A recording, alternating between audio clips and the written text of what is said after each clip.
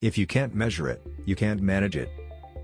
In 1996, in the movie Jerry Maguire, actor Cuba Gooding Jr. made famous the phrase "show me the money." 10 years later, a variation of that command, "now shows me the data," rings in conference rooms throughout the country. Managers far and wide, at least the successful ones, are looking at the data. Don't tell me your opinion, show me the data. Can you back it up with data? If you can't measure it, you can't manage it. Companies may be able to survive for a while if managers aren't using data to make decisions, but they will eventually see their demise, likely sooner than later. Those companies to benchmark off are the ones who are not only surviving but thriving. Pick your favorite phrase: TQM, process management, quality circles, improvement teams, standards, and measurement departments, or any other title you prefer. The function is the same.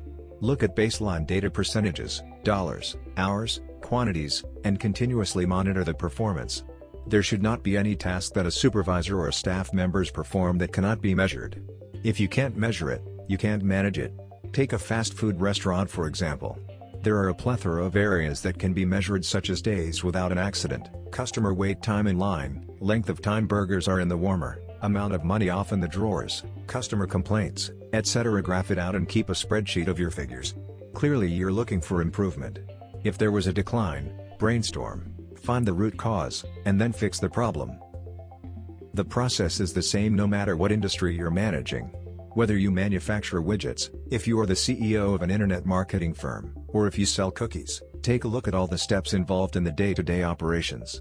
Assign values to the process. Set goals. Review the results on a daily, weekly or monthly basis. Remember, if you can't measure it, you can't manage it. Charts and graphs are an excellent tool to visually remind you of where you have been and where you plan to go. In the midst of measuring your subordinates' performance, don't neglect to measure and manage your own operations.